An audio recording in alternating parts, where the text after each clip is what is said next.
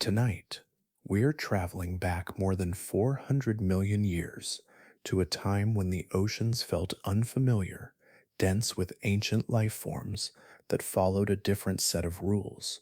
Before fish filled the water with motion, before reefs shaped the coastlines, Earth's seas were ruled by something stranger. In those early waters, survival was not decided by speed or intelligence. It was decided by armor, by patience, by the ability to endure. Jointed predators moved slowly along shallow seas and flooded coastlines. Their bodies were segmented and hard, protected by thick shells instead of bones. Some grew as long as a modern human, with bodies built for strength, not pursuit. These were the giants of their time, often called sea scorpions. The oceans they lived in were simpler, but not gentle. Shorelines shifted constantly. Land and sea blurred together, flooding wide flats and then pulling back again. Creatures that survived here needed protection more than speed. They needed bodies that could tolerate change, worlds where being patient mattered more than being fast. For tens of millions of years, this was not a failed experiment. Arthropods with hardened exoskeletons dominated water, land, and even the air at the same time. Their bodies followed unfamiliar rules: shells over brains, leverage over agility, ambush over pursuit. And it worked. But how could creatures without bones or jaws become the most powerful hunters on the planet? What kind of oceans allowed armored arthropods to rule for so long?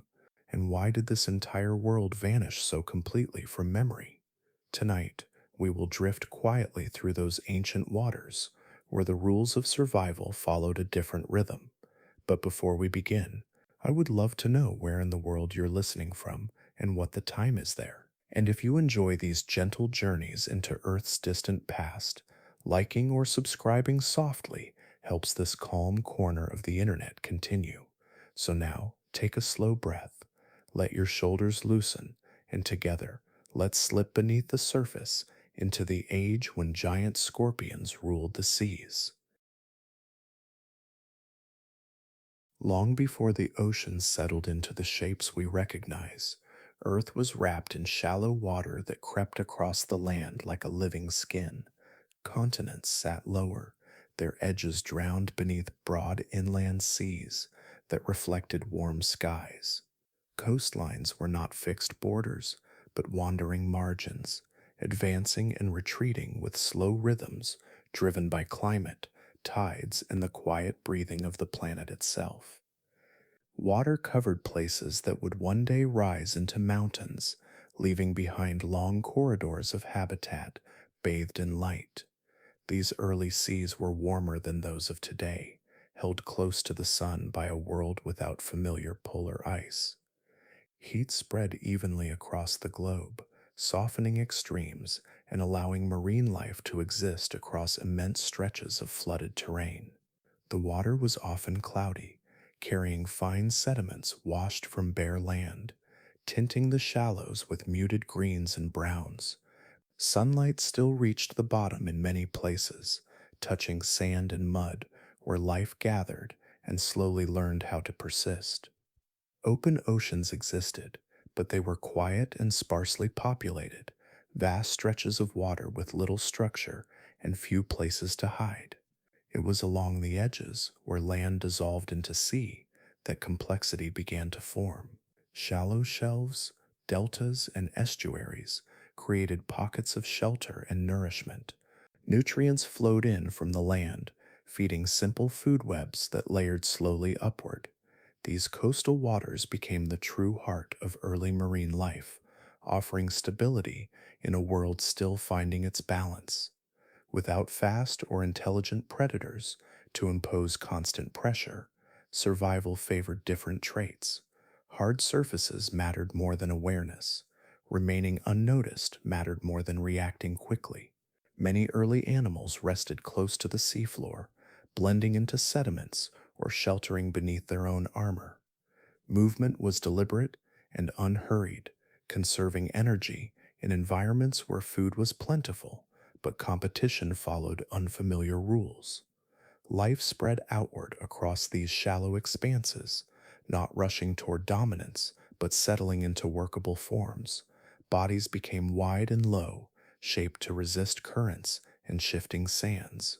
Protective coverings thickened, not as weapons, but as quiet assurances against harm. In these seas, durability carried more weight than flexibility, and endurance mattered more than cleverness. Time itself seemed slower here, measured in patient cycles rather than sudden encounters. The geography of this earth encouraged connection rather than separation. Rivers spilled gently into the sea without sharp boundaries, allowing freshwater and saltwater worlds to overlap. Animals moved freely between them, adapting to change as a constant presence rather than a threat. Flooded plains expanded habitats seasonally, then retreated again, leaving behind memories written in layers of sediment and stone. Complex ecosystems began forming, not through conflict but through coexistence. With few specialized hunters, species diversified quietly, experimenting with form rather than behavior. This allowed groups with rigid bodies and simple instincts to thrive, spreading across environments that rewarded consistency. The absence of intense pursuit shaped a marine world where being prepared mattered more than being alert, and where survival was often a matter of simply lasting longer than change. This was the ocean before familiarity, before speed became currency and intelligence a necessity. It was a world shaped by light, warmth, and shallow water, where life gathered close to the margins and learned to endure. From these calm, sunlit seas emerged the conditions that would one day allow giants to rise, not through conquest, but through patience woven quietly into the fabric of the earth itself. As life thickened along the edges of the ancient seas, a quiet change unfolded beneath the surface. Creatures that once drifted, filtered, or grazed now began to interact more directly. Contact became more frequent, bodies crossed paths more often, and stillness itself started to carry risk. From these encounters emerged something new, not sudden or violent, but persistent. Animals began to hunt one another. This shift did not arrive with speed or spectacle. It arrived through pressure that accumulated slowly, generation after generation. Being edible became a liability. Remaining exposed meant being removed from the world without warning. In response, bodies began to change. Soft forms stiffened, outer layers thickened, shells appeared not as weapons, but as boundaries, quiet declarations that survival would now depend on resistance as much as presence. Armor spread across the sea floor and through the water column. Plates overlapped, surfaces hardened, edges became defined. These structures were costly to build, yet the cost proved worthwhile in a world where contact increasingly carried consequence. Protection offered time, and time allowed escape, endurance, and continuation. In these early ecosystems, speed offered little advantage, while solidity offered something far more valuable. It offered delay. As defenses improved, behavior followed, movement slowed, wandering gave way to waiting. Many animals found safety not in constant motion, but in stillness and positioning. Remaining unnoticed became more effective than outrunning danger. The seafloor turned into a landscape of quiet tension where survival depended on placement, patience, and the ability to withstand brief moments of contact. This new balance rewarded forms that could remain close to the bottom, anchored against currents and shadows. Ambush became a successful approach, not through pursuit, but through proximity. Animals that could wait, concealed by sediment or structure, gained access to passing life without revealing themselves. In these encounters, the first deliberate acts of predation took shape, calm and efficient, rather than chaotic. The spread of armor reshaped entire communities. Species clustered where shells offered mutual benefit, and open spaces became places of risk rather than freedom. Bodies grew broader and flatter, distributing weight and pressure across the sea floor. Limbs evolved to brace rather than sprint, to hold position rather than chase. The environment itself began to reward restraint. Through this slow escalation, the oceans entered a new phase of interaction. Life no longer existed simply alongside other life. It responded to it, adapted around it, and began to influence its trajectory. The first true marine arms race did not race at all. It unfolded at a patient pace, shaping bodies that could endure contact, tolerate tension, and remain present in a world where survival now depended on meeting pressure with structure rather than speed. From within this armored world, a particular kind of life began to rise with quiet confidence. Arthropods did not arrive suddenly or announce themselves through dominance. They were already present, waiting within the spaces that early oceans allowed. Their success grew from a body plan that balanced protection with movement, structure with adaptability, in ways few other forms could match. Their bodies were built from repeating segments, each one linked yet independent, allowing motion without sacrificing strength. Jointed limbs bent and extended with precision, distributing force through many contact points rather than a single frame. Where softer animals struggled against currents or shifting ground, arthropods adjusted their posture, anchoring when needed and releasing when the moment passed. Movement became controlled and intentional rather than fast or reckless. Encasing these bodies was the exoskeleton, a hardened outer layer that served many roles at once. It protected soft tissues from impact and pressure, reduced water loss along exposed margins, and provided firm surfaces for muscles to pull against. This external armor turned the body itself into a tool, capable of resisting damage while translating effort into steady motion. Growth required molting, a vulnerable moment, but even this rhythm became part of their success, allowing gradual expansion without redesigning the entire form. Because of this design, arthropods were not confined to a single environment. Some moved easily through shallow water, gliding just above the seafloor. Others ventured onto damp land where tides withdrew, navigating mud and plantless ground with equal confidence. Still, others explored the air, supported by lightweight structures shaped from the same segmented logic. No single realm demanded a complete reinvention of their bodies. This ability to function across boundaries gave arthropods an early advantage that few competitors could challenge.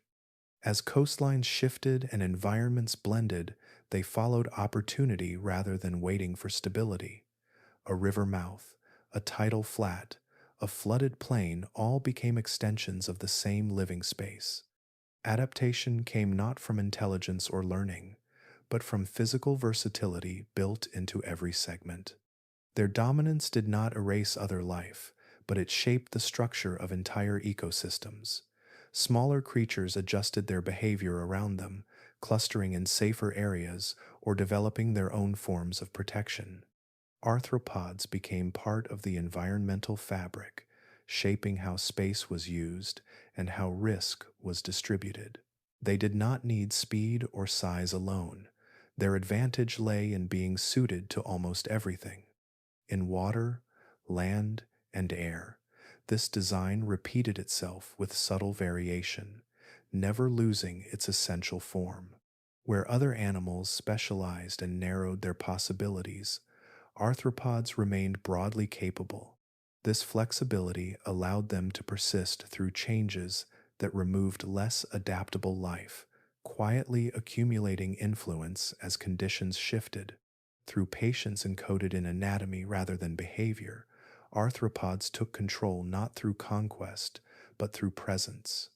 Their bodies matched the early Earth so closely that dominance became less a struggle and more a continuation of balance, carried forward by joints that bent, shells that held, and forms that endured without needing to rush. Where land met sea, the boundary rarely stayed still. Early coastlines shifted with slow certainty, shaped by shallow continents and restless water. Tides reached far inland, then withdrew again, leaving wide plains briefly exposed before drowning them once more.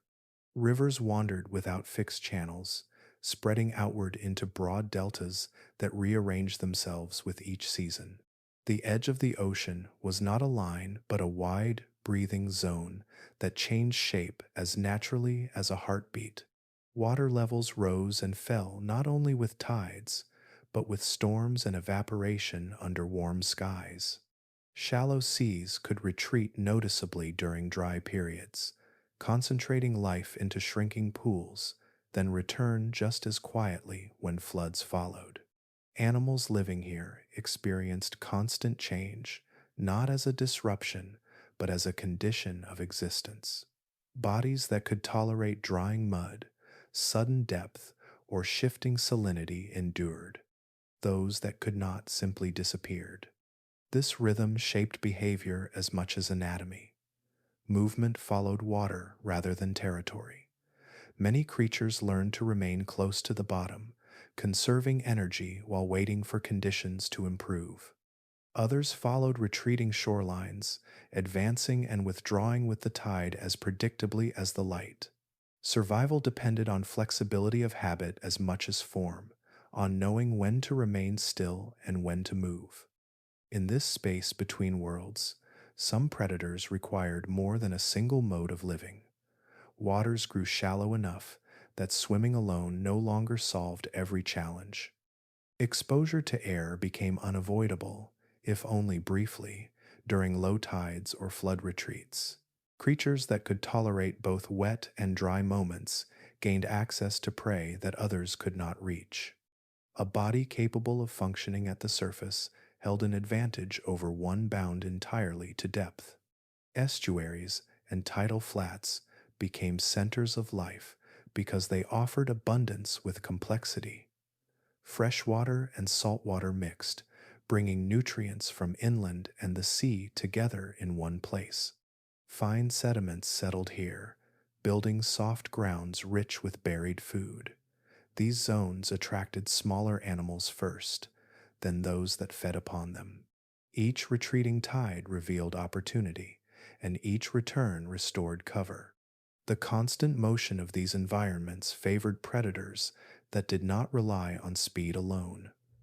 Waiting proved more effective than chasing when water might vanish without warning. Position mattered more than distance traveled. A well-placed hunter could remain nearly motionless, letting the landscape deliver food as conditions shifted. Patience blended with geography, turning change itself into an ally.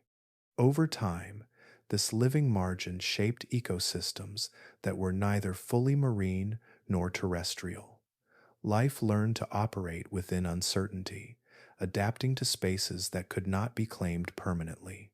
The line between land and sea remained blurred yet productive, a place where endurance and versatility quietly determined survival. Within these shifting shallows, the foundations were laid for dominance, built not on force, but on the ability to remain present while the world rearranged itself again and again. As coastal ecosystems matured and armored forms became familiar presences along the seafloor, a new lineage quietly entered the record of stone. Fossils begin to show elongated bodies composed of many segments, paired limbs arranged with symmetry, and broad paddles adapted for controlled movement. These animals did not replace what came before them, but emerged from it, shaped by the same patient pressures that favored protection, flexibility, and endurance. In the layers of ancient sediments, their outlines appear gradually, as if the environment had finally made room for them. They are known today as sea scorpions, a name that echoes forward in time rather than backward. Despite the resemblance suggested by that title, they were not true scorpions in the modern sense. Their bodies followed a different plan, one tuned to water rather than land. They lacked the narrow waists and upright stance of their terrestrial relatives. Instead, they carried wide, flattened forms that rested easily against soft substrates. Their tails extended behind them not as striking tools, but as stabilizers, guiding direction and balance with subtle motion. This design proved especially effective in shallow water, where precision mattered more than speed. Broad paddles allowed slow gliding just above the seafloor, conserving energy while maintaining control. Forward limbs curved inward, well suited for grasping rather than tearing. Their segmented armor protected them from contact with sediment, debris, and other animals moving through the same crowded spaces. Every element of their body supported steady presence rather than rapid pursuit. Shallow seas and coastal environments offered ideal conditions. Light reached the bottom, nourishing layers of life that fed smaller animals, which in turn supported larger forms. Tidal flats and inland seas provided wide hunting grounds where water depth shifted predictably.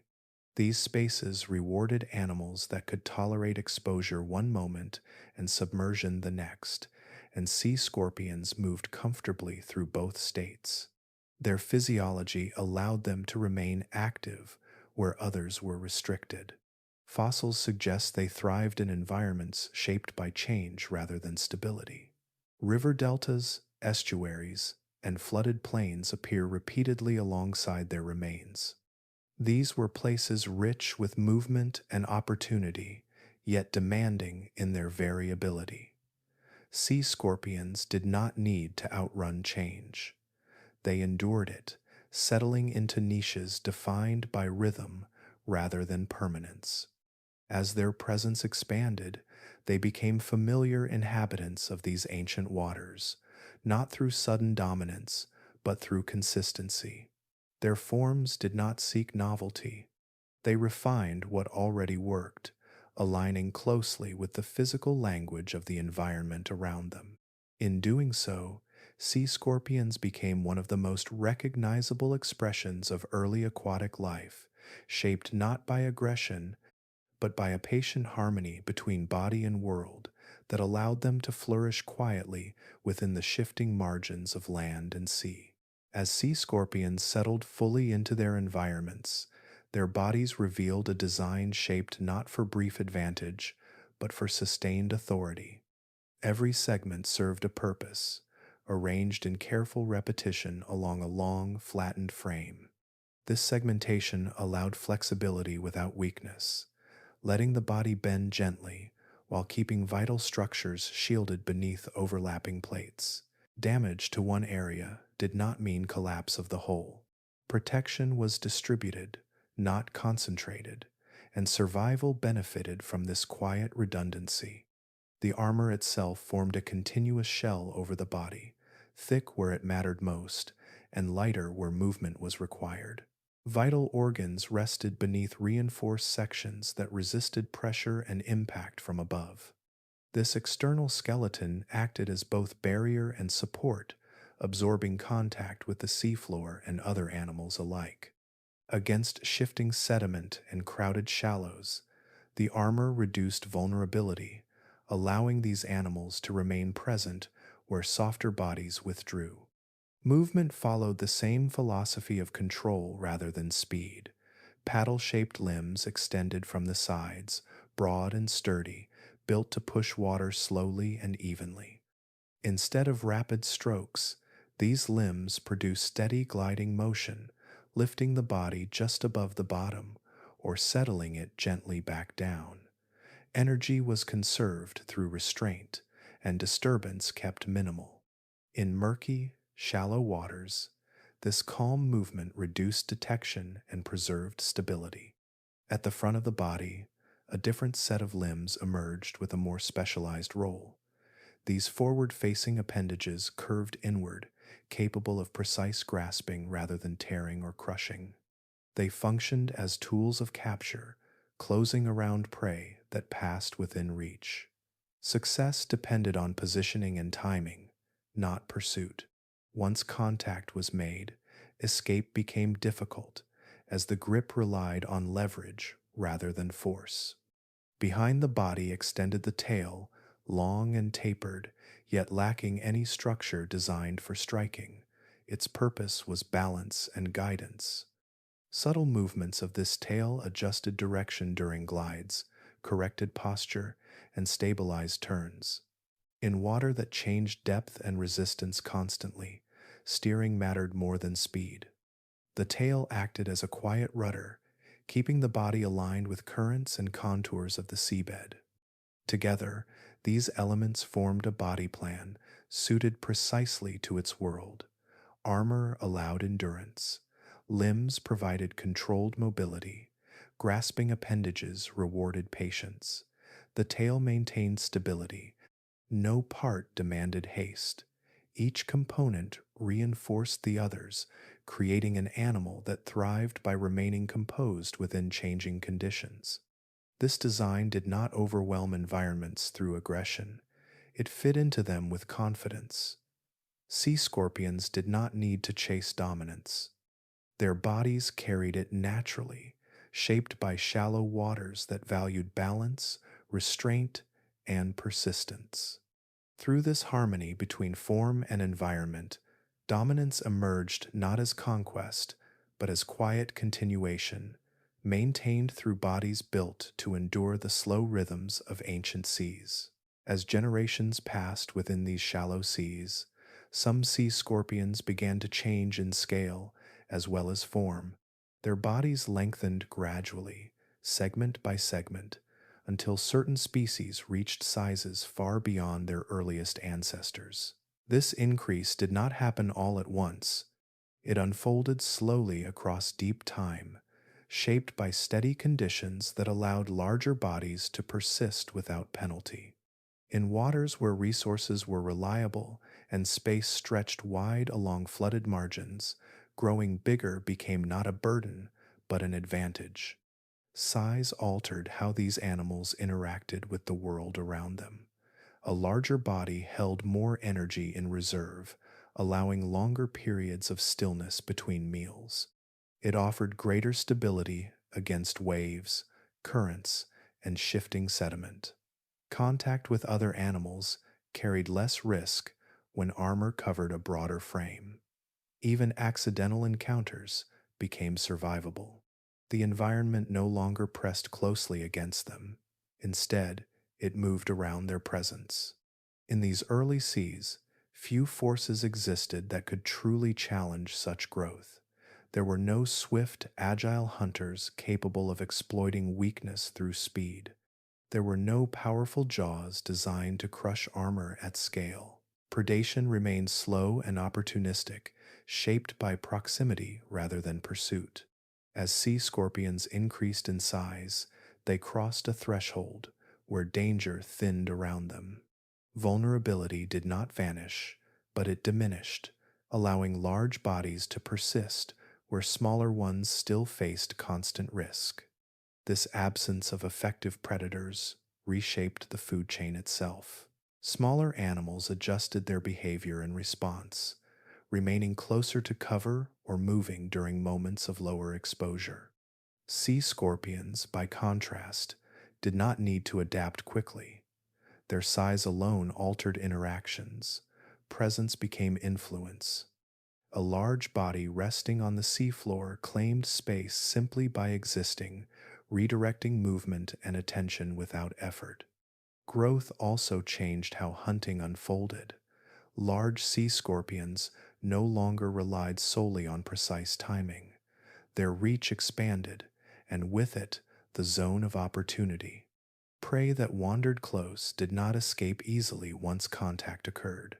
Energy was conserved by waiting rather than searching, allowing meals to arrive through routine movement of smaller animals along familiar paths. Size turned patience into a powerful strategy, reducing the need for frequent action. As bodies grew longer and heavier, their role within ecosystems solidified. They became fixtures rather than participants, shaping patterns of movement and feeding around them. Size did not make them faster or more aggressive. It made them unavoidable. In an environment that valued endurance and restraint, this proved effective.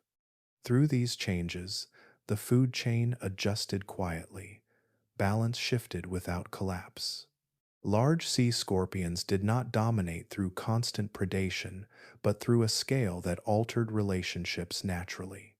Their growth reflected a world where limits had not yet closed in, where size itself became a successful response to calm, open seas that offered little resistance to those patient enough to grow into them. Sea scorpions did not move through water with urgency. Their bodies were not shaped for rapid acceleration or long pursuits, and nothing in their environment demanded such effort. Speed offered little advantage in shallow, crowded waters where visibility was limited and space changed constantly. Instead of cutting quickly through open water, they traveled close to the seafloor, where control mattered more than momentum and stability mattered more than haste. Their limbs worked slowly and deliberately, pushing against water in wide, even strokes. This motion lifted the body just enough to reduce friction without leaving the safety of the bottom. By gliding rather than swimming, they conserved energy in an environment where food arrived through routine movement of other animals rather than through long searches. Each motion was measured, returning the body gently to rest once forward progress had been made. This style of movement reduced disturbance. Sediment stayed settled, shadows remained soft, and vibrations traveled less far. In murky water, silence carried value. Remaining undetected allowed opportunities to come closer on their own terms. Rather than revealing themselves through frantic motion, sea scorpions blended into the background of the seafloor, becoming part of its texture. Stillness was not inactivity, it was preparation. Controlled gliding also allowed long periods of waiting without exhaustion. By minimizing effort, these animals could remain alert without constant movement, responding only when conditions aligned. The water itself became a conveyor of opportunity, bringing smaller creatures into reach through tides and currents. Patience replaced pursuit as a reliable strategy, especially in environments where speed often led into shallow traps or exposure. When movement was necessary, it followed careful intent. Adjustments were subtle, guided by gentle tail motions and small shifts of limb position. Direction changed without sudden turns, and the body stayed aligned with the contours of the seabed. This tells us something essential about their behavior. Sea scorpions did not roam widely or explore restlessly. They occupied chosen spaces and learned them well, relying on familiarity rather than chance. Their movement reflects a life organized around efficiency rather than excitement. Energy was gathered, stored, and spent conservatively. Action occurred when success was likely, not when impulse demanded it. This restraint allowed them to persist for long stretches in environments that rewarded endurance over aggression. Through their motion, a clear picture forms of how they lived. Sea scorpions were not creatures of open water or constant chase. They were inhabitants of the boundary layer, moving just enough to remain effective while letting the world move around them. In this quiet relationship with water, where gliding replaced swimming and patience replaced speed, their behavior mirrored the calm logic of the ancient seas themselves. In the shallow seas where sea scorpions lived, hunting followed a quieter logic. Movement across open water carried risk and cost, while remaining still offered control. Over time, ambush became the most reliable strategy, shaped by environments where prey passed predictably and concealment was easy to maintain. Chasing was unnecessary when patience could bring food within reach. Sea scorpions spent long stretches resting against the seafloor, bodies aligned with gentle slopes and channels carved by tides. Their armor blended with sediment and shadow, breaking up outlines until they became difficult to distinguish from the landscape itself. From this position, they waited. Water flowed over them, carrying scents, vibrations, and subtle movements that signaled approaching life. The hunt often began before the hunter moved at all. Roaming offered little advantage in such settings. Shallow waters changed depth quickly, and visibility remained limited by suspended sediment. Constant motion increased the chance of exposure, while stillness allowed awareness to build without notice. Sea scorpions learned the rhythms of their surroundings, the paths smaller animals used when tides shifted or currents slowed. Waiting became a way of learning, and learning improved success. When prey came close, action was brief and precise. Forward-facing limbs closed inward in controlled motion, guided by leverage rather than strength. The capture did not rely on crushing force or prolonged struggle, it relied on timing. Once contact was made, escape options narrowed quickly. Armor protected the hunter during these close encounters, while the grip directed movement efficiently. Early fish were especially vulnerable to this approach. Their bodies were still experimental, lacking speed, heavy armor, or refined sensory systems. Many moved close to the bottom, searching for food among sediments where sea scorpions rested unseen. Their awareness extended only so far in cloudy water, and reaction times favored steady swimming over sudden retreat. Against ambush, these traits offered little defense. The vulnerability of early fish was not a failure of ability, but a consequence of timing. They evolved into a world already shaped by waiting predators. Their strategies had not yet shifted towards speed or distance. In these encounters, prey often passed unknowingly into reach, their movement predictable and unguarded. The environment did not warn them, it delivered them. This hunting style reshaped daily life beneath the surface. Encounters were brief, stillness dominated. Action occurred only when success seemed likely. Energy was conserved rather than spent, allowing long survival even when meals were infrequent. Ambush did not require constant dominance, only consistency. Through this approach, sea scorpions fit smoothly into their ecosystems. They did not need to pursue prey across wide spaces or overwhelm it with strength. Precision and restraint proved sufficient.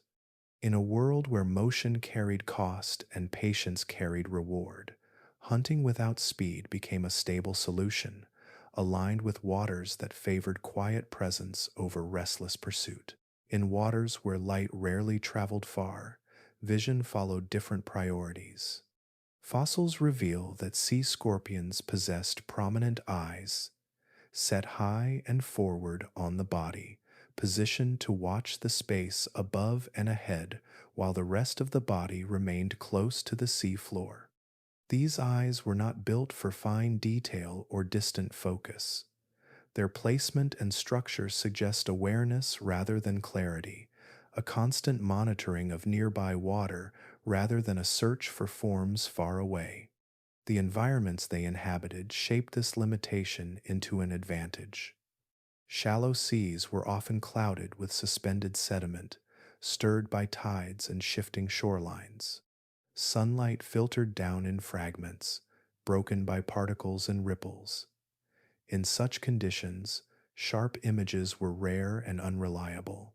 Instead of resolving shapes, vision became attuned to contrast, to slight changes in brightness and shadow that signaled movement through the haze. Sea scorpion eyes appear to have favored sensitivity over precision. Detecting motion mattered more than identifying structure. A passing body disturbed light and water alike, creating subtle signals that could be sensed even without clear outlines. This allowed these animals to remain effective hunters and alert occupants of their surroundings without relying on sharp sight. The world announced itself through change rather than detail. Low light also reduced the value of constant visual scanning. Remaining still while watching patiently conserved energy and avoided stirring sediment that would further obscure perception. From a resting position, the eyes could register approach without drawing attention.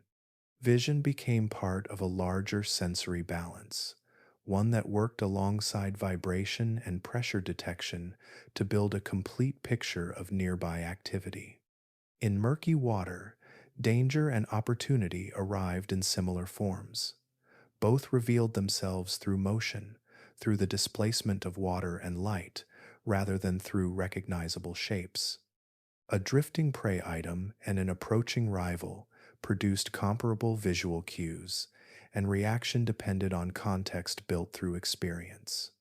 Sea scorpions learned their surroundings intimately, allowing them to interpret movement based on location and timing rather than appearance.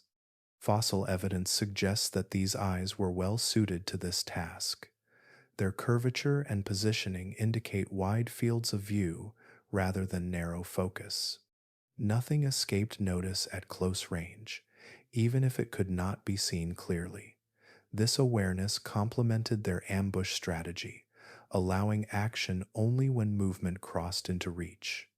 Vision, then, did not dominate their senses. It supported them quietly, offering confirmation rather than instruction. In a world defined by turbidity and shifting light, seeing meant sensing presence, not recognizing form. Sea scorpions thrived within these limits, using eyes not as tools of precision, but as instruments of awareness. Through this adaptation, cloudy water lost its disadvantage. Murkiness became part of the environment they understood best. Their vision reflected the seas themselves, soft, diffused, and attentive to change, allowing them to remain calm observers within a world where clarity was rare and movement carried meaning. In the dim waters, where vision offered only partial guidance, sea scorpions relied on other ways of knowing their surroundings. Water itself became an instrument of information. Every movement, whether from drifting prey or passing currents, sent faint vibrations outward, traveling through liquid more reliably than light. Bodies resting against the seafloor remained still enough to feel these signals as they arrived, translating motion into awareness. Pressure changes carried meaning. The displacement of water by another living form created subtle waves that moved across the bottom and along the body. These ripples were not random. They had direction, strength, and rhythm. Sea scorpions learned to read these patterns, distinguishing between the slow roll of a current and the purposeful movement of nearby life. Long before contact occurred, presence was already known. This sensitivity allowed sensing without touch. Prey did not need to be seen or brushed against to be detected. A slight shift in water density, a change in pressure against armor or limbs, signaled approach. This expanded their effective awareness beyond the reach of their eyes, creating an invisible field of perception shaped by motion rather than appearance. Because of this, stillness became essential. Movement generated noise within the water, disrupting the very signals they depended on. By remaining quiet, sea scorpions allowed external vibrations to stand out clearly against a calm background. Silence sharpened perception. Speed, by contrast, created confusion. Fast motion blurred information, masking subtle cues beneath turbulence and wake. Waiting on the seafloor, these animals existed within a web of sensation that required patience to maintain. Their bodies rested lightly, minimizing self-generated disturbance. When something moved nearby, the water spoke first, offering advance notice without demanding response. Only when patterns aligned with familiar rhythms did action follow. This approach favored controlled environments like shallow seas and coastal flats, where movement followed predictable paths shaped by tides. In such places, pressure changes repeated with regularity, allowing experience to refine interpretation. Sea scorpions did not react to every signal. They filtered sensation through context built over time, responding selectively rather than reflexively. Sensing without contact also reduced risk. Prey could be evaluated without revealing presence, and potential threats could be noted without provoking confrontation. This distance preserved safety while maintaining readiness. Interaction became optional rather than compulsory. Through these systems, sea scorpions occupied their world attentively rather than aggressively. They listened more than they moved. In waters where clarity was rare and speed costly, silence provided access to information that motion could never improve. Their success rested not in overpowering environments, but in aligning with them, allowing the quiet language of water itself to guide behavior. Within the shallow seas they occupied, sea scorpions fed on what the environment offered most reliably. Their diet reflected opportunity rather than specialization, shaped by availability and access instead of preference. Early fish moved close to the seafloor in search of food, their bodies soft and lightly protected, still adapting to the pressures of living among waiting predators. Soft-bodied animals drifted or crawled through the same spaces, leaving little resistance once contact was made. These forms provided steady nourishment, taken without pursuit and consumed where they were found. Trilobites also featured prominently in this hidden exchange. Their armored bodies shared the same environments, moving across sediment-rich bottoms in large numbers. Although protected, they were not unreachable. Sea scorpions possessed the patience and positioning needed to intercept them during routine movement. Grasping limbs could secure an edge or underside, exploiting joints and segments where armor thinned. Once held, escape depended on leverage rather than speed, and leverage favored the hunter. The fossil record preserves traces of these interactions. Trilobite shells bearing punctures, fractures, and repeated wear patterns suggest encounters that were neither accidental nor rare. Damage appears in consistent locations, implying deliberate handling rather than chaotic breakage. These marks offer quiet confirmation of predation carried out with control. Rather than smashing indiscriminately, sea scorpions applied force where it mattered, minimizing effort while maximizing success.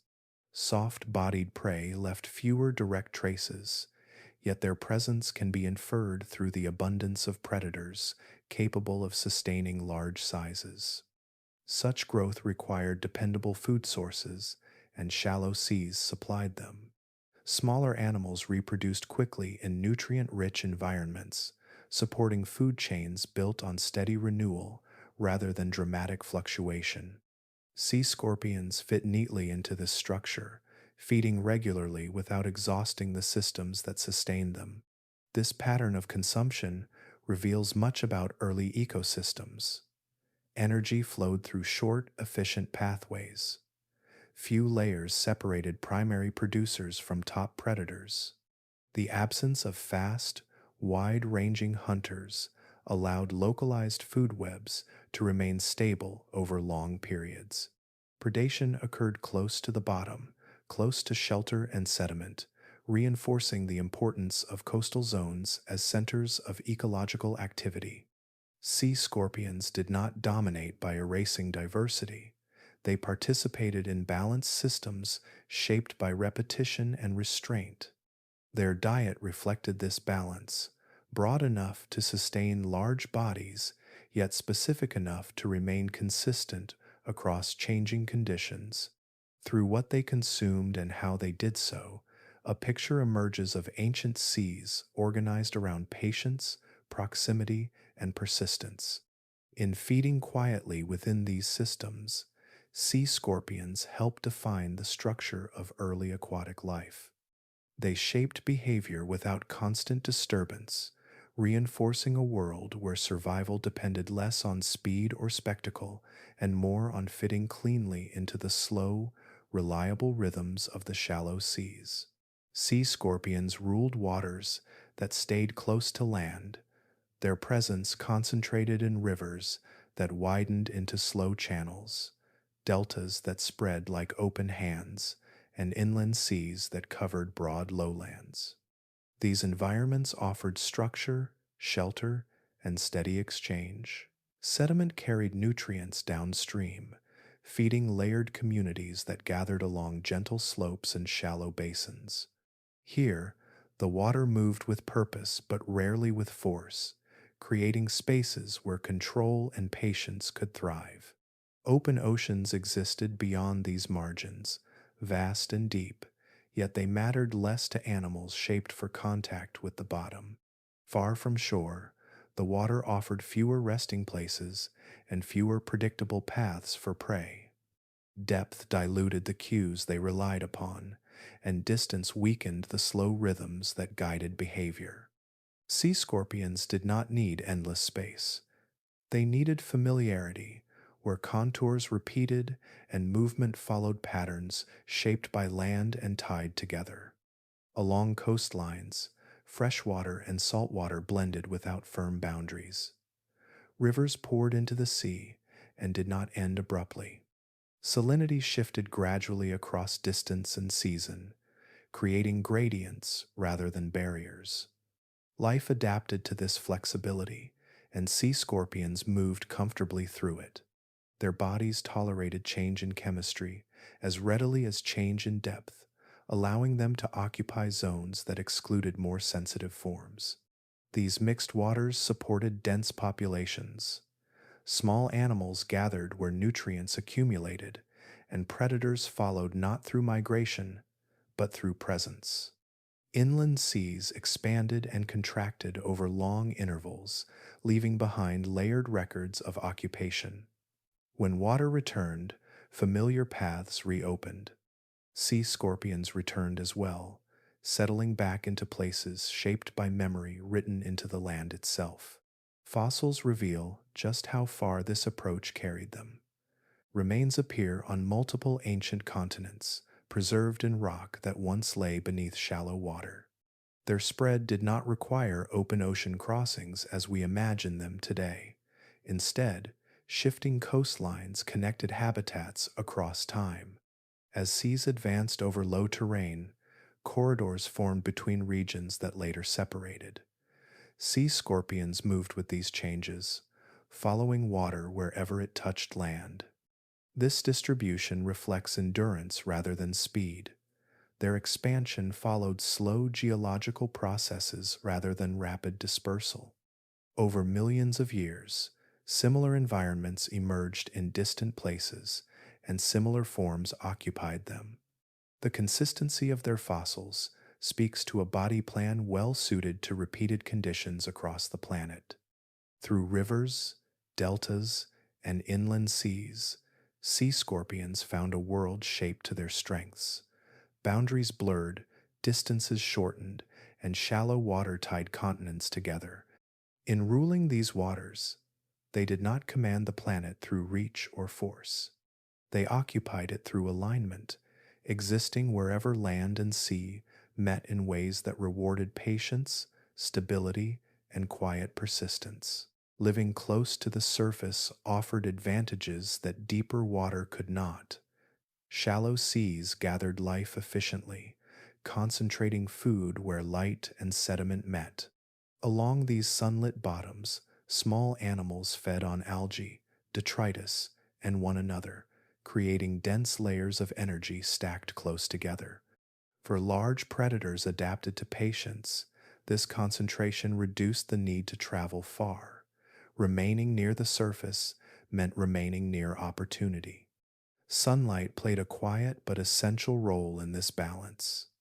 Light reached the seafloor in shallow water, warming it gently and sustaining the simplest producers that supported everything else. Algae and microbial mats spread across sediment, forming the base of early food webs. Their growth did not require complexity, only consistency.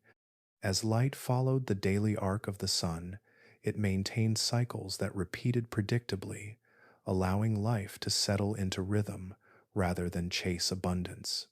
These illuminated waters also encouraged visibility at close range, even when clarity remained limited.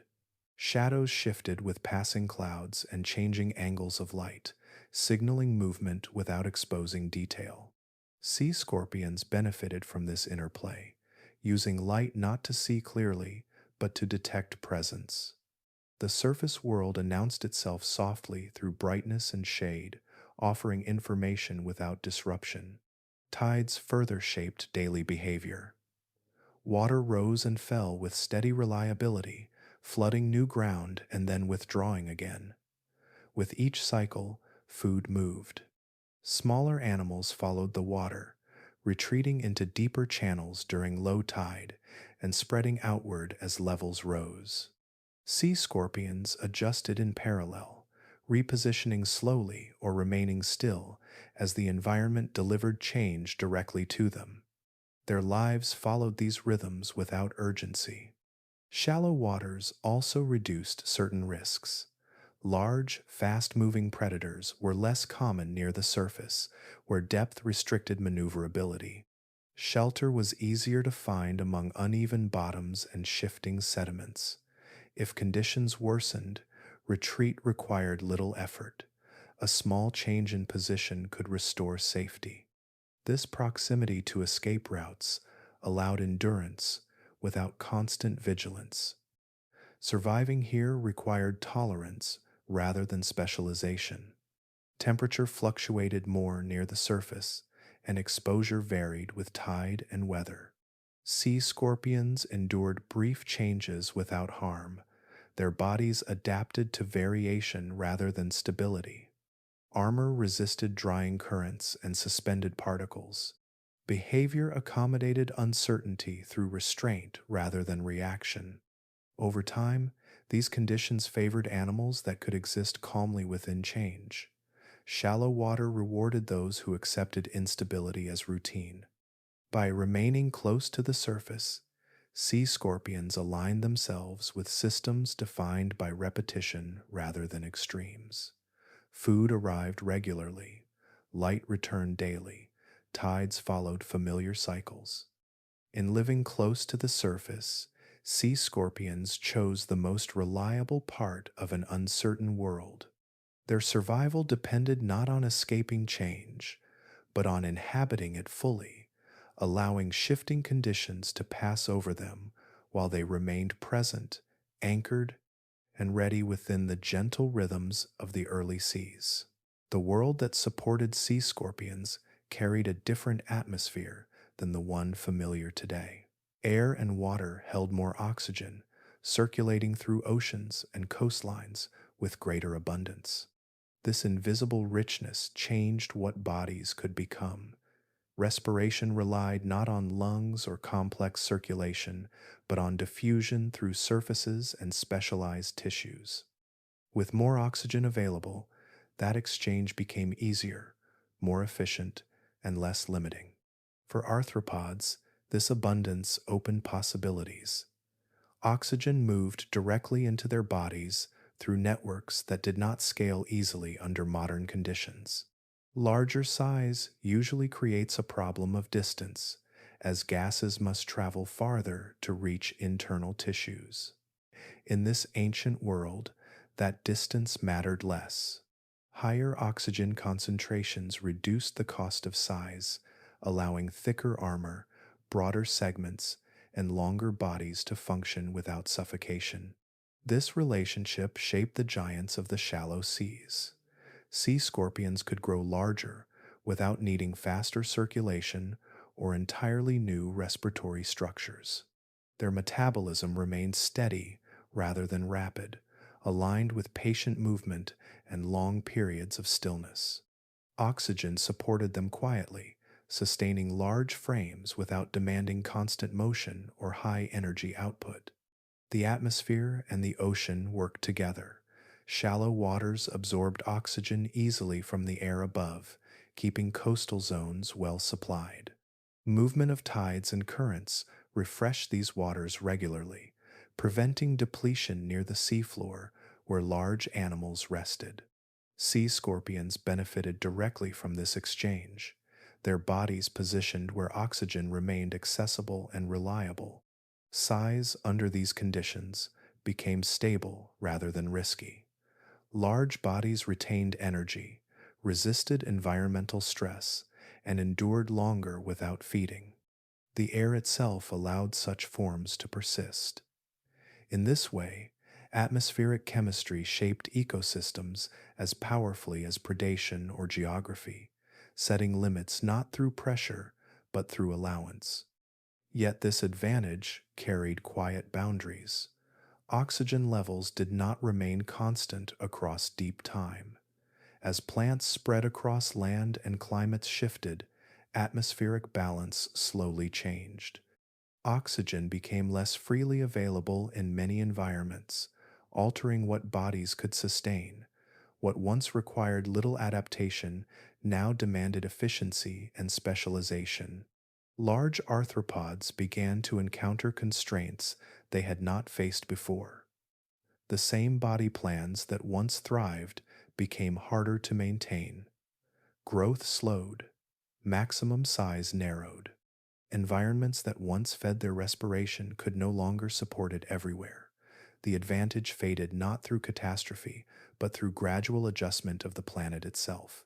Breathing in this earlier world allowed sea scorpions to exist at scales that later became rare. Their size was a reflection of Earth at a particular moment when air and water carried enough life-giving gas to support patients made solid.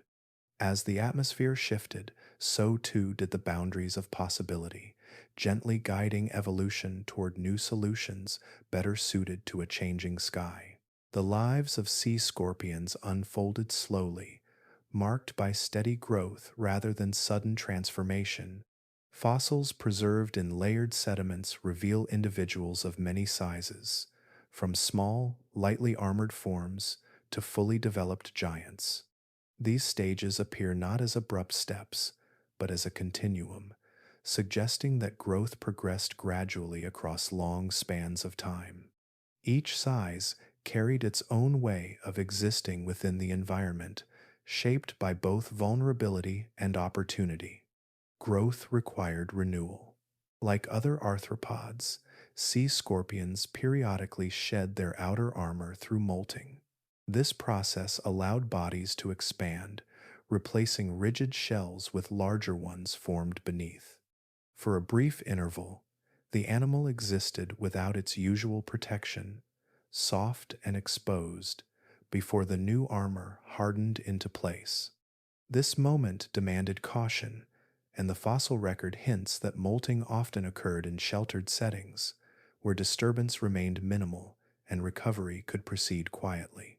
These vulnerable stages help explain the distribution of younger individuals.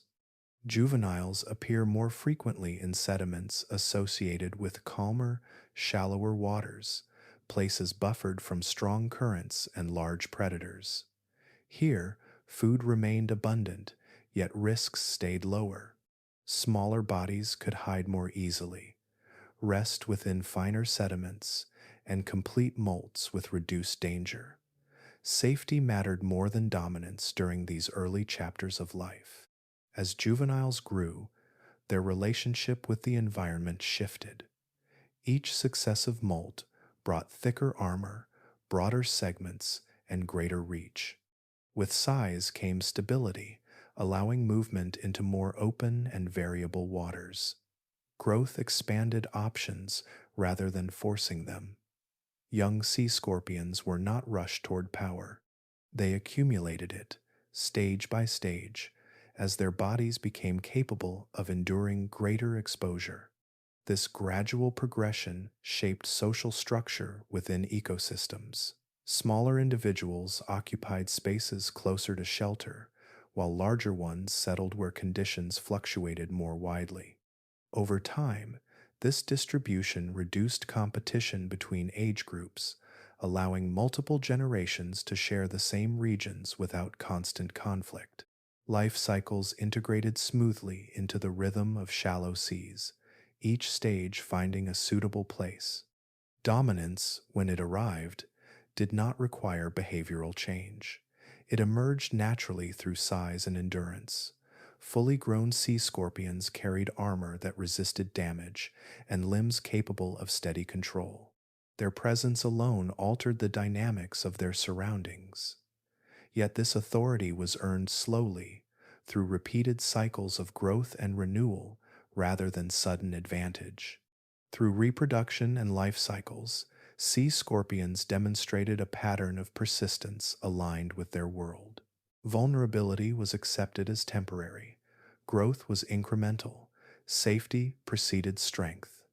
In this way, each generation followed the same quiet path, from sheltered beginnings toward broad influence, shaped not by haste, but by patience, embedded deeply within the structure of their lives.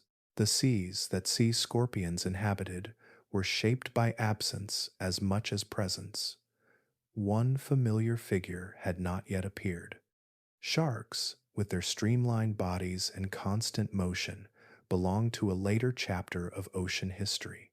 At this point in time, vertebrate evolution had not produced predators built for sustained speed or refined pursuit.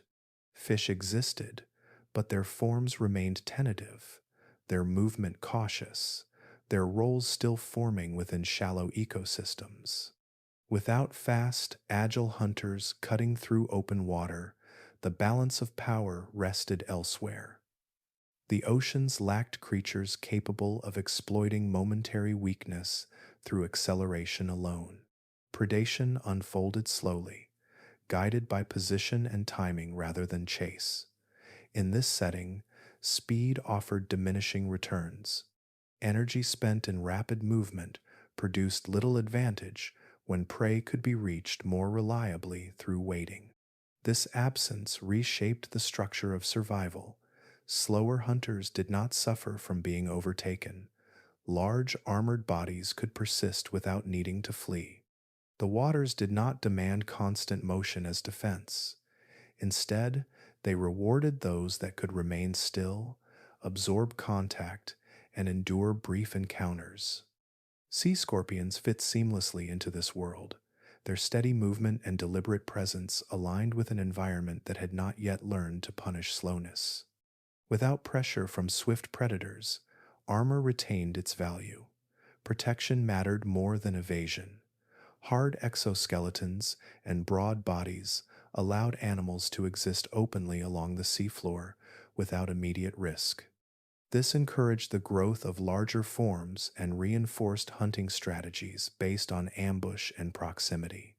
Sea scorpions did not need to refine speed because nothing required it of them. This period represented a narrow opening in evolutionary time. Conditions aligned briefly to allow dominance by creatures built for patience rather than pursuit. The absence of sharks and similar predators created space for an alternative way of living, one defined by control, endurance, and careful positioning. Such windows do not remain open indefinitely. Evolution responds to opportunity, and opportunity invites change. As fish continued to diversify, some lineages began experimenting with greater mobility and stronger internal skeletons. Over time, new forms would emerge, bringing different pressures into the oceans. Speed would gain importance. Agility would become a form of protection. Yet during this earlier interval, those developments remained unrealized. Sea scorpions flourished within this calm gap, shaped by a world that asked little of speed and much of stability. Their success reflected timing as much as design. They occupied a moment when the seas moved gently and predators followed slower rules. In that quiet interval, a different order prevailed, one that allowed armored giants to thrive before the oceans learned to move faster and life shifted toward a new rhythm that no longer favored stillness in the same way. Change arrived quietly, carried not by sudden catastrophe, but by gradual refinement. Among early fish, bodies began to harden and lengthen, developing stronger internal support and more coordinated movement.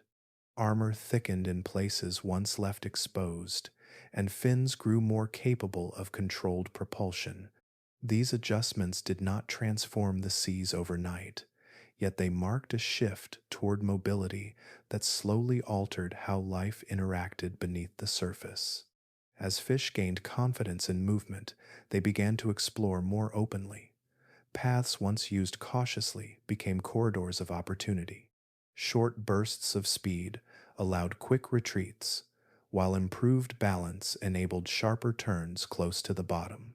This mobility did not replace caution, but it expanded options.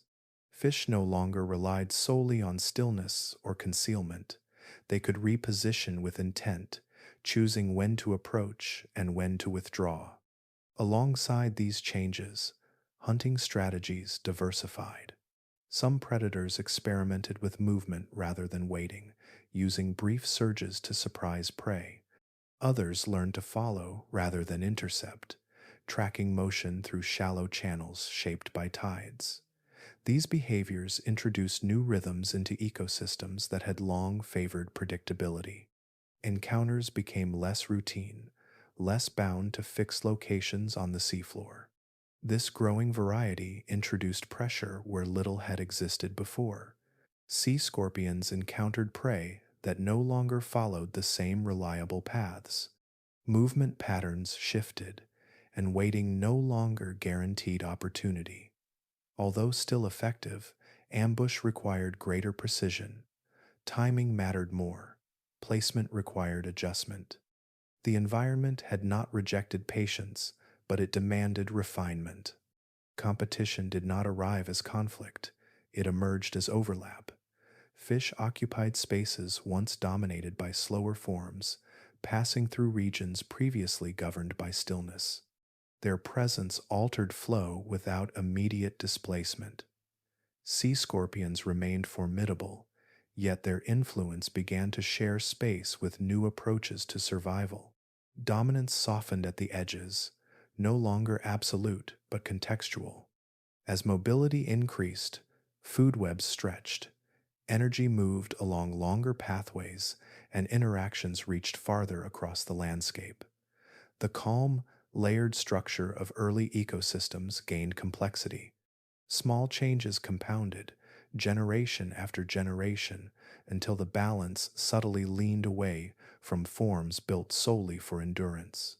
Sea scorpions responded not through rapid transformation, but through persistence.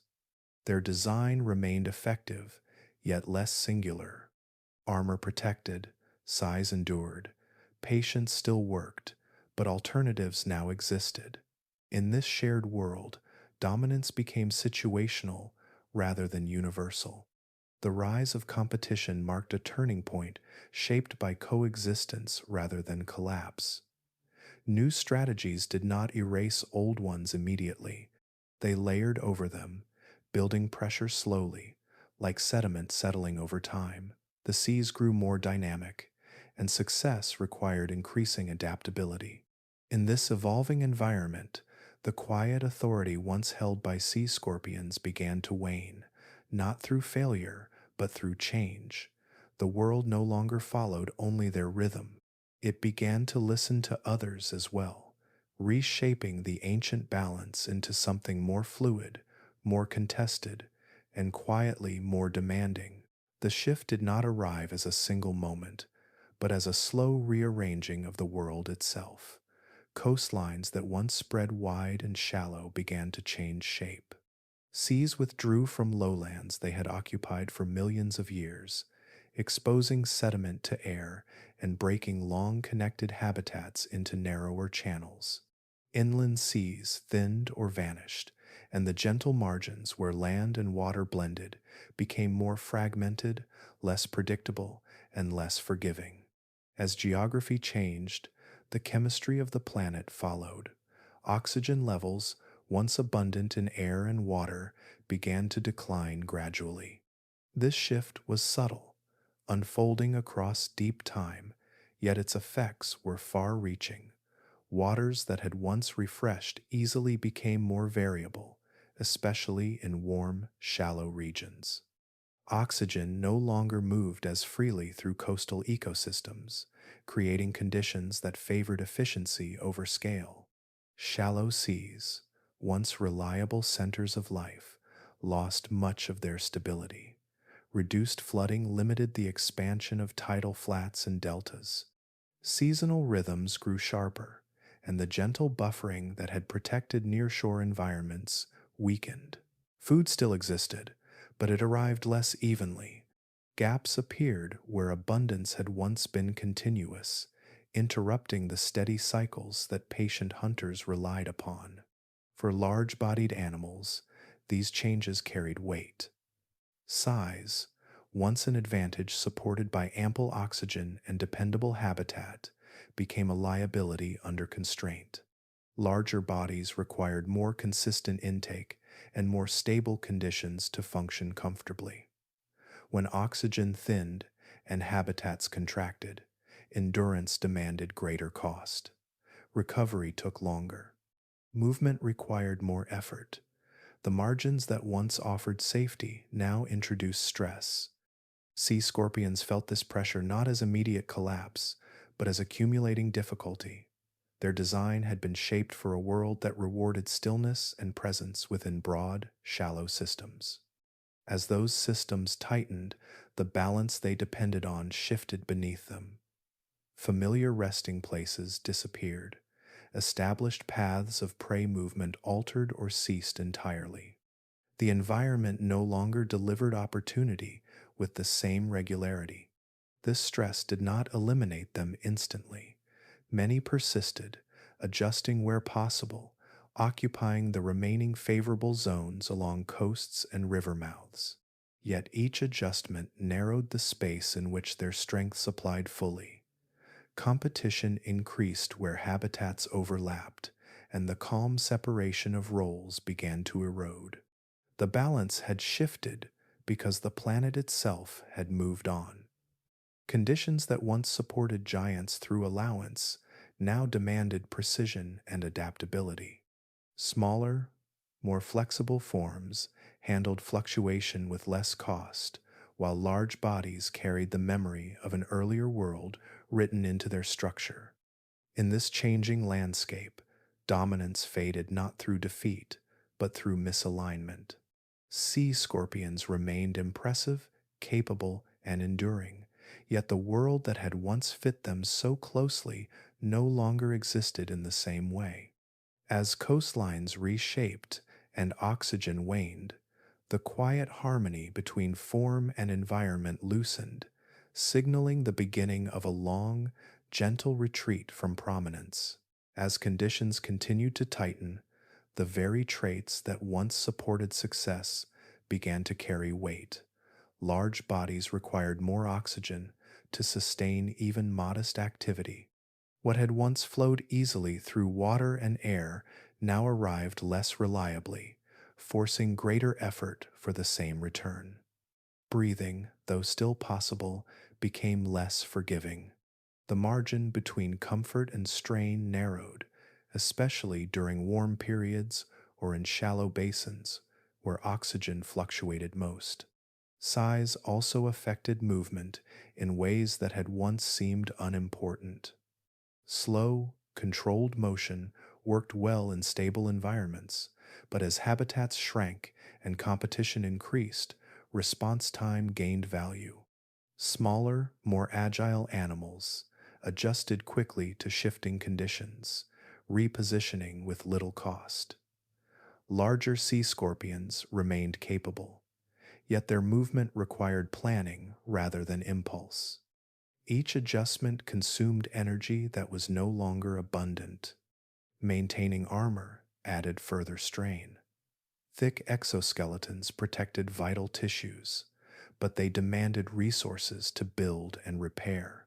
Molting became riskier as environments grew less predictable.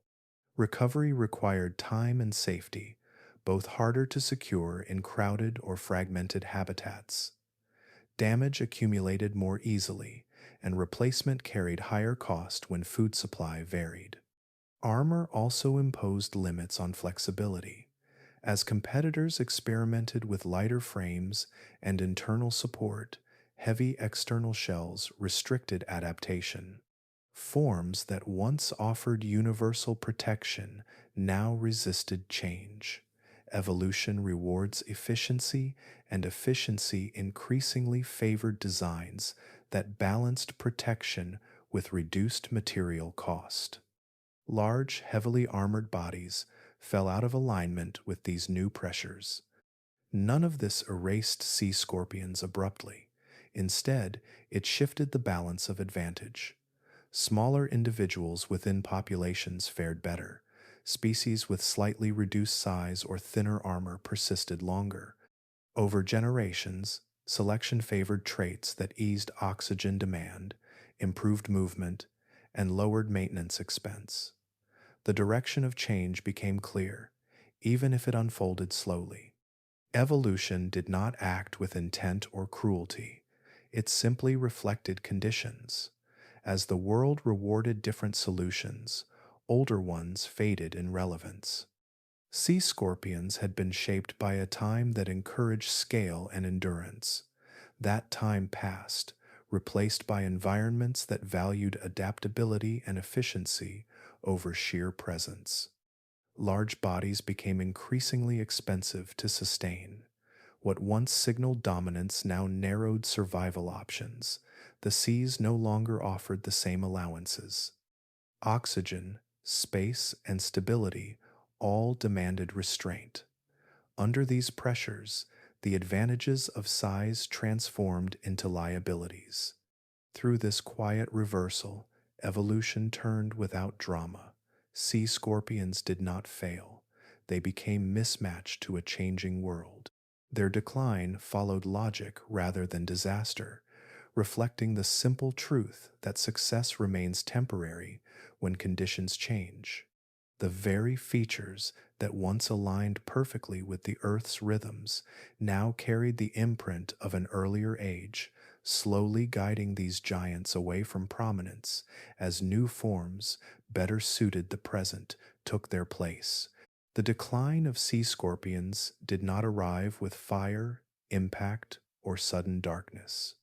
There was no single moment when the seas emptied of their presence. Instead, their story softened at the edges, fading gradually as conditions continued to shift. Life carried on, but the balance that had once favored them loosened its grip, allowing other forms to take more space without confrontation. In ecosystem after ecosystem, sea scorpions became less central. They did not vanish everywhere at once. Some populations persisted along familiar coastlines, others lingered in inland waters that retained older conditions a little longer, yet their influence diminished. They occupied fewer niches, appeared less frequently, and played quieter roles within food webs that had grown more dynamic and contested. This gradual withdrawal is recorded in stone. Fossil layers that once held their remains in abundance begin to thin. Their outlines appear more sporadically, separated by longer stretches of sediment where other animals dominate. The record does not suggest sudden loss, but slow absence. Time passes between traces. Generations slip by without leaving a mark, until their presence becomes the exception rather than the rule. As ecosystems adjusted, other animals filled the spaces sea scorpions once held. Faster swimmers, lighter bodies, and more flexible strategies took hold. These forms responded more quickly to environmental change, navigating shrinking habitats with lower cost. The seas did not reject the old giants violently, they simply stopped favoring them. Dominance faded not because sea scorpions were outcompeted in every encounter, but because the world no longer aligned with their strengths. Their patience found fewer rewards, their size found fewer allowances. The environments that once sustained them grew rarer, and their populations thinned accordingly. This kind of decline leaves little drama behind. No sharp boundary marks the end. No clear catastrophe announces disappearance. Instead, there is quiet replacement, subtle redistribution, and gradual forgetting. The oceans continued to evolve, carrying forward life shaped by newer rules. In this silence, sea scorpions became part of deep history rather than living systems. Their forms remained preserved only where conditions allowed stone to remember what water had released. Over long spans of time, even memory grew faint, buried beneath layers of change. The quiet decline of sea scorpions reflects a broader truth about life on Earth. Not all endings arrive with force. Some pass gently, guided by shifting conditions rather than destruction. Dominance can dissolve without resistance, leaving behind absence instead of ruin. Through this slow fading, sea scorpions did not fail. They completed their role within a particular world. When that world transformed, they receded with it, carried softly into the background of Earth's story, where deep time holds many such endings, written not in catastrophe, but in patience and gradual release. The final sea scorpions did not vanish from the world all at once. They lingered in places that still echoed earlier conditions, regions where shallow water remained warm, oxygen levels stayed workable, and coastlines shifted gently rather than abruptly. These last populations occupied quiet margins, inland seas, and sheltered deltas that resisted change longer than most. Here, remnants of the old world persisted, allowing giants shaped by patience to remain for a little while longer. Their final environments were narrower versions of what once stretched across continents. Shallow basins replaced broad seas, channels replaced open flats. Water still moved in cycles, but the rhythms were tighter and more constrained. Food arrived less predictably, and space felt reduced, yet familiarity endured. These were landscapes shaped by memory, where bodies tuned to earlier rules could still function without constant strain. Sediment continued to settle, light still reached the bottom, and seasonal flooding occasionally restored conditions that felt momentarily familiar. In these intervals, sea scorpions endured much as they always had, resting close to the seafloor, conserving energy, responding selectively to movement around them. Their dominance had faded, but their presence remained coherent, grounded in behaviors that no longer needed to prove their effectiveness. Fossil evidence suggests these final species persisted long after their height had passed. Millions of years separated peak abundance from disappearance. During that time, their numbers dwindled, but their lineage did not fracture suddenly. Each generation followed the same quiet cycle of growth, molting, and survival, even as the spaces available to them narrowed further. The world beyond these refuges continued to accelerate. Faster predators grew more common elsewhere. Ecosystems reorganized around mobility and efficiency.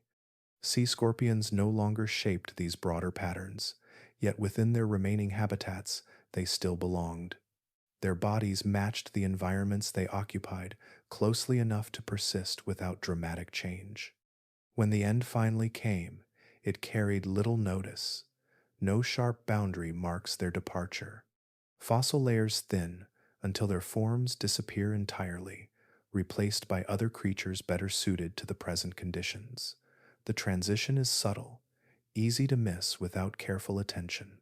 An era closed quietly, leaving no obvious scar behind. The last of the giants passed into deep time without ceremony. Their disappearance did not interrupt the flow of life. It simply adjusted it. The seas continued to evolve, carrying forward forms shaped by new pressures, new balances, and new rhythms. In this way, the age of sea scorpions ended much as it had lived, without noise or spectacle. Their story concluded not through collapse, but through completion. A world that once welcomed their presence moved on, and they receded gently with it, leaving behind stone impressions and a reminder that even the most enduring giants are guests within Earth's long, changing dream. As sea scorpions faded into the background of Earth's history, their roles did not remain empty. Other forms stepped forward, not abruptly, but through steady occupation of the same spaces once held by armored giants. Fish, already present and diversifying, expanded into these vacancies with bodies suited to the changing seas. Where patience had once defined success, movement and flexibility began to matter more. Fish carried internal skeletons that bent and flexed with ease. This structure allowed faster responses to shifting conditions and reduced the cost of growth. Instead of heavy external armor, protection moved inward, paired with muscle that translated effort into swift motion. Fins provided lift, balance, and propulsion without relying on contact with the seafloor. Movement became smoother, more continuous, and less constrained by depth. These qualities proved effective in environments that no longer rewarded stillness alone. As coastlines narrowed and oxygen levels varied, fish could adjust their position quickly, following food as it moved rather than waiting for it to arrive. Their mobility allowed them to patrol spaces sea scorpions once occupied passively. Over time, this difference reshaped how energy moved through ecosystems. New predators emerged among these fish, filling niches once governed by ambush and presence. Some specialized in pursuit, others in maneuverability within complex terrain. They hunted not by waiting in silence, but by reading currents, shadows, and motion across wider ranges. This shift introduced a more dynamic rhythm to the seas, where encounters happened across distance rather than proximity alone. With these changes, the oceans themselves began to feel more familiar in structure. Food webs lengthened and diversified. Predators and prey interacted through movement rather than contact. Open water gained importance as a place of activity rather than emptiness.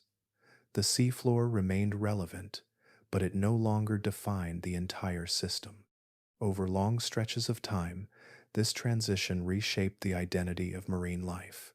Animals with flexible skeletons and efficient movement became the dominant voices in underwater landscapes.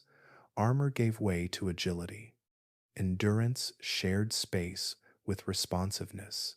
The calm authority once held by giants dissolved into a more fluid balance shaped by speed, precision, and adaptability. Yet this replacement did not erase the past. The new inhabitants built upon foundations laid earlier, occupying paths cleared by ancient ecosystems. Fish did not invent these roles from nothing. They inherited them, refining approaches that matched a changing planet more closely. As oceans filled with motion, they began to resemble the seas known today. Currents carried schools rather than shadows. Predators crossed open water with intent. The deep grew busier, the shallow more transient. Life continued its long experiment, adjusting form and behavior to match the present moment. In this evolving world, sea scorpions were no longer needed to define balance. Their time had passed, and others took their place without ceremony. The oceans moved on quietly, becoming more familiar not because they lost mystery, but because they settled into patterns still recognizable now. For much of human history, sea scorpions remained invisible not because they were rare, but because their traces lay far from where we learned to look. The environments they once ruled no longer resemble modern coastlines. Inland seas dried and lifted into stone, river deltas hardened into plains. Shallow marine sediments were folded into mountains or buried beneath soil. Their fossils now rest inland, sometimes hundreds of kilometers from the nearest shore, disconnected from any living ocean. This distance made their story easy to miss. When early fossil hunters searched for ancient sea life, they looked to cliffs by the coast or rocks exposed by erosion near water. The remains of sea scorpions waited elsewhere, locked inside quarries, road cuts, and quiet fields that once lay beneath warm, shallow seas. Without context, these fossils appeared strange and isolated, hard to place within familiar narratives of ocean history. As science advanced, attention shifted toward other giants. Dinosaurs captured imagination with their size and drama. Mammals told a story closer to our own lineage. Creatures that lived between land and sea, neither fully marine nor terrestrial, struggled to find space in the broader story of life. Sea scorpions belong to an earlier chapter, quieter and less visible, overshadowed by more recent worlds that felt easier to relate to. Their disappearance from memory was not deliberate. It followed the same gradual path as their decline from ecosystems. Without a sudden extinction to mark their passing, there was no single boundary to remember. Their absence blended into layers of change, and the oceans that replaced theirs looked increasingly familiar. As modern seas took shape, the strange worlds that came before slipped gently out of focus. The story of sea scorpions also fell between disciplines.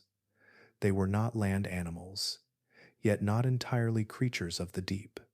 Their fossils appeared in places that challenged neat categories, requiring knowledge of geology, biology, and deep time together. Without careful study, their significance remained scattered and incomplete. Rediscovery came slowly. It required patience similar to their own way of life. Scientists pieced together fragments from different locations and ages, comparing structures, tracing environments, and reconstructing behaviors from subtle clues. Each fossil added a sentence to a long forgotten chapter.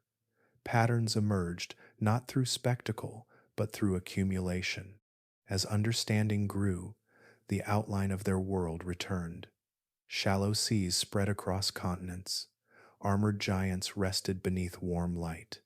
Ecosystems followed rules no longer active today. The story did not reappear fully formed. It was rebuilt piece by piece through careful observation and restraint. We forgot sea scorpions because their world no longer exists in obvious form.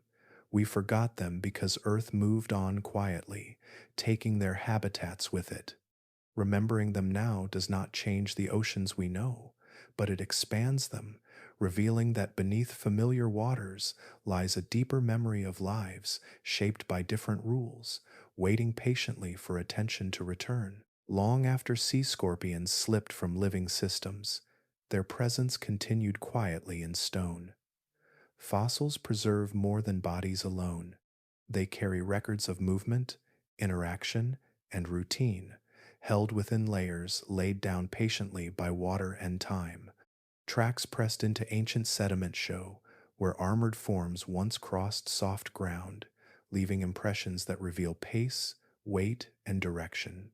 These traces speak of steady motion rather than haste, bodies moving with intention across familiar terrain.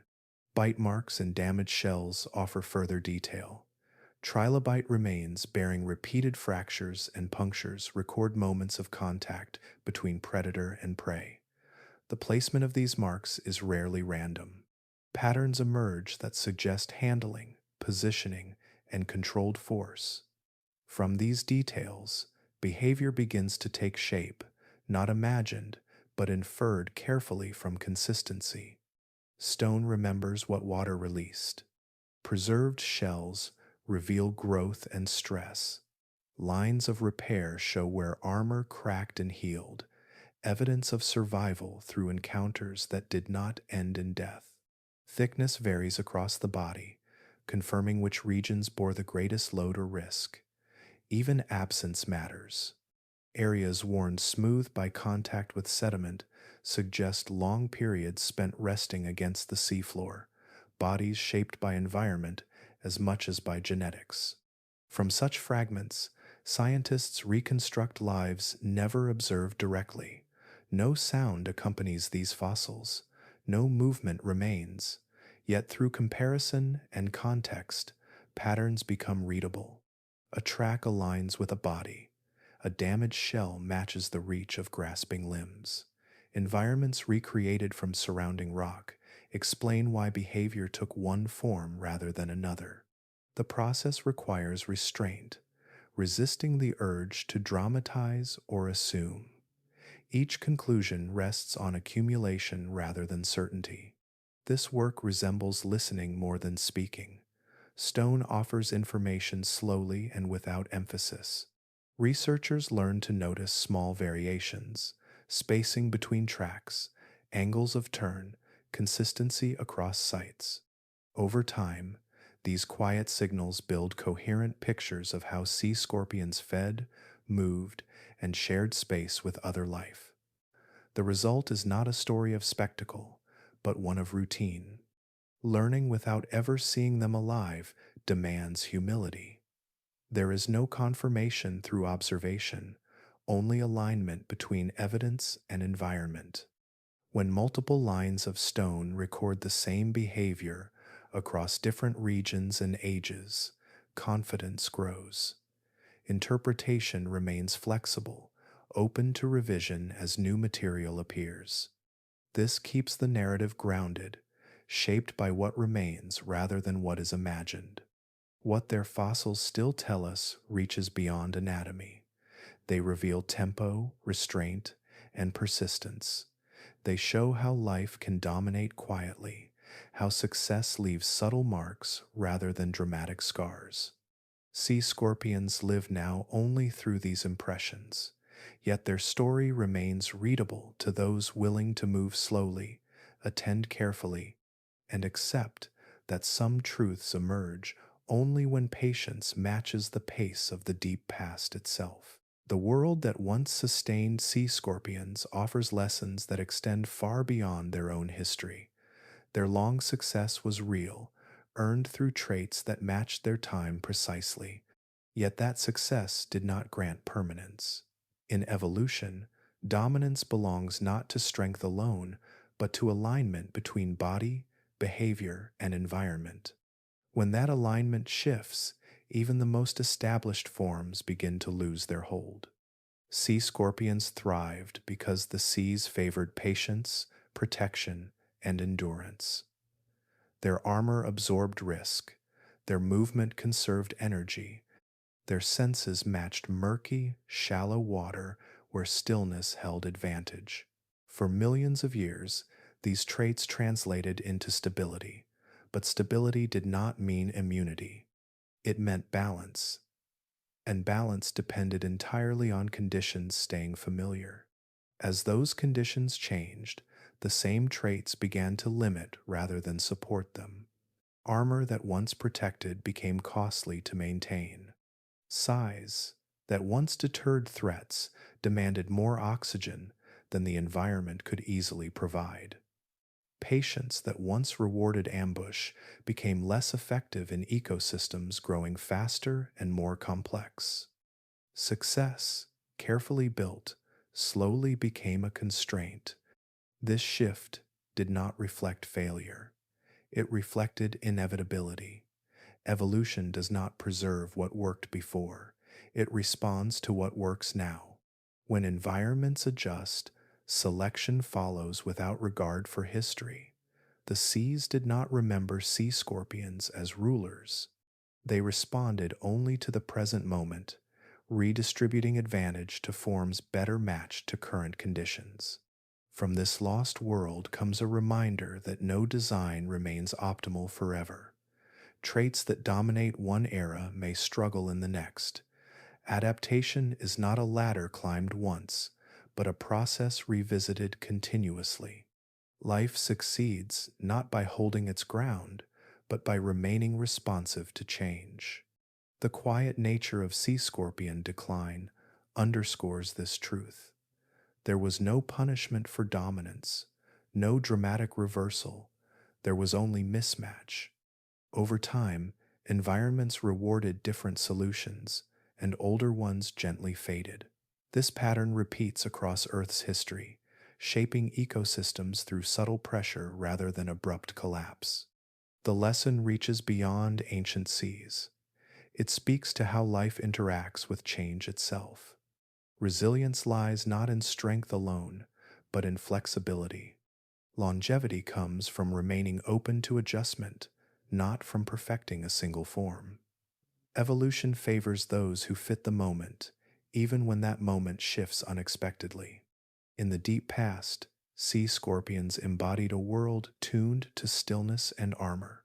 When that tuning fell out of step, they receded without resistance. Their story reminds us that Earth is not static. It moves patiently, reshaping landscapes, atmospheres, and opportunities over spans of time almost too large to feel. Change never pauses. It does not rush, but it does not wait. Each world carries the seeds of the next, and every success exists within a narrow window. In this way, the lost world of sea scorpions continues to teach, not through spectacle, but through its calm acceptance of transition, written softly into stone. The seas that once covered the planet moved to a slower rhythm. They were not empty or primitive, but filled with large, deliberate forms that treated movement as a choice rather than a constant.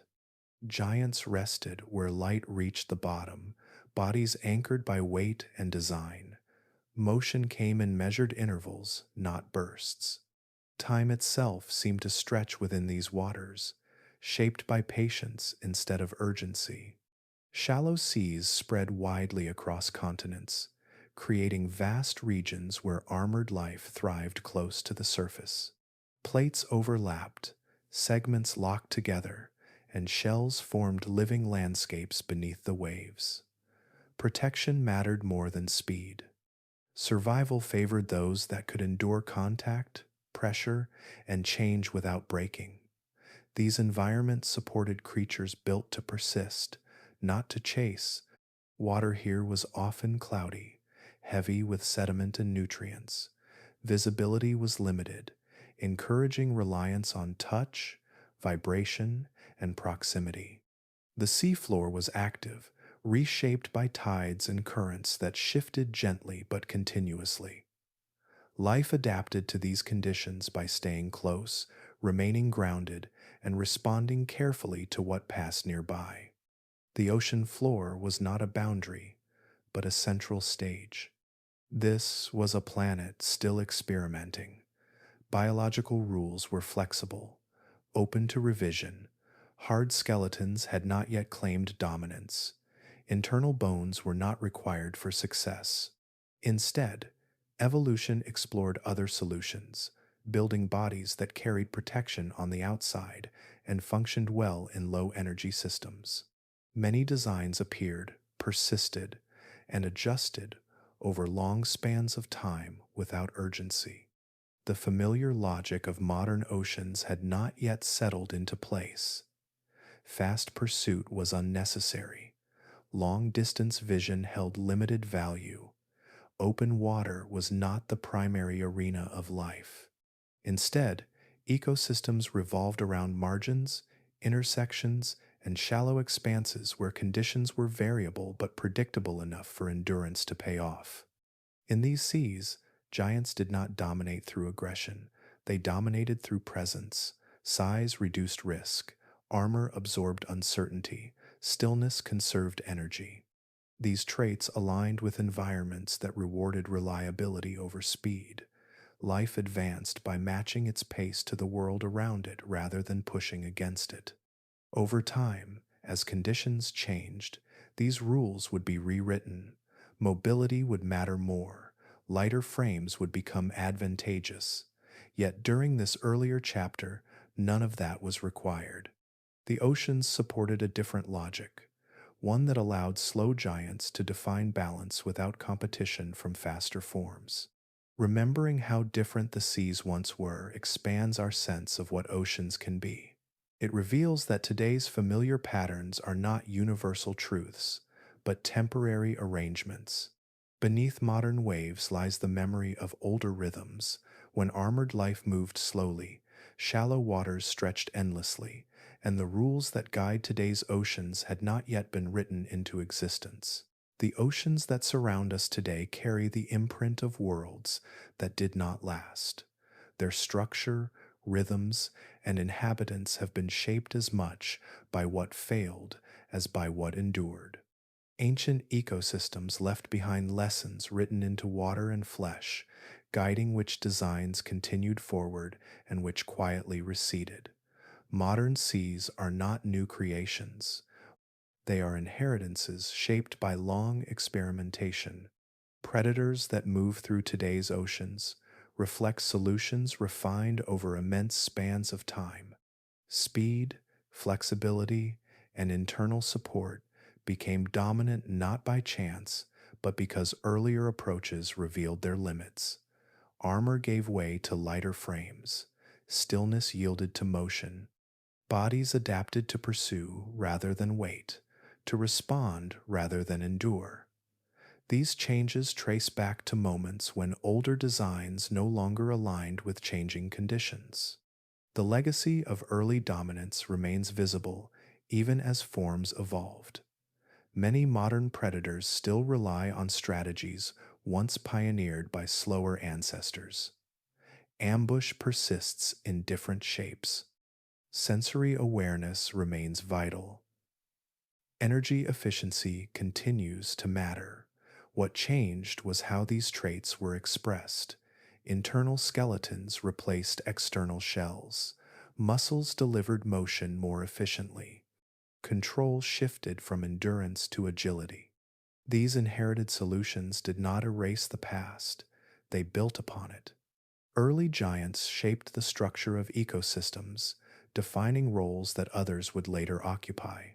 Food webs, hunting strategies, and spatial use of the ocean were established long before modern animals appeared. When conditions shifted, new bodies stepped into old paths, refining rather than reinventing what had come before. History lives on within living bodies. The curves of fins, the balance of muscles, and the arrangement of sensory organs all reflect long negotiations with water, gravity, and pressure. Each form carries echoes of earlier experiments, even those that no longer exist. The ocean remembers through adaptation, preserving what worked while releasing what no longer fit. Failures played as large a role as successes. Designs that reached their limits revealed where boundaries lay. Large armored bodies showed the cost of size. Heavy protection exposed the burden of maintenance. Slow movement highlighted vulnerability when environments grew more dynamic. These lessons narrowed the range of viable solutions, guiding evolution toward paths that remain visible today. The world we inherited is quieter than many that came before, but no less complex. Its familiarity rests on deep foundations laid by unfamiliar lives. Modern predators glide through waters shaped by ancient decisions, their bodies tuned by histories far older than themselves. They move within systems stabilized through countless adjustments, each one responding to change rather than resisting it. In this way, the present ocean is a record of deep time made fluid. Its creatures do not carry written memory, yet their forms speak clearly of what came before. The legacy of early dominance lives on not as monuments, but as motion, written softly into every living body that passes beneath the surface today. Earth's oceans have never belonged to a single age. Long before the waters we recognize today settled into familiar patterns, other worlds existed within them, complete and self-contained. These worlds followed rules that no longer apply, supported forms of life that feel distant now, and unfolded at rhythms very different from our own.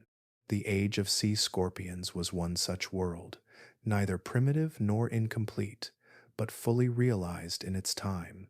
That world reminds us that dominance in nature does not always end with spectacle. Power can fade without collapse. Control can loosen without resistance. The greatest hunters of their era did not fall to sudden catastrophe. They simply became less suited to the conditions unfolding around them. Their passing was quiet, measured, and largely unnoticed by the life that followed. In deep time, absence does not always leave scars. The oceans carry these histories within their structure. Layers of sediment preserve the memory of shallow seas that once spread across continents. Fossils lie where shorelines no longer exist. Patterns etched into stone record behaviors that shaped ecosystems for millions of years before gently releasing their hold. Even when forgotten, these stories remain present, waiting beneath surfaces that appear calm and ordinary.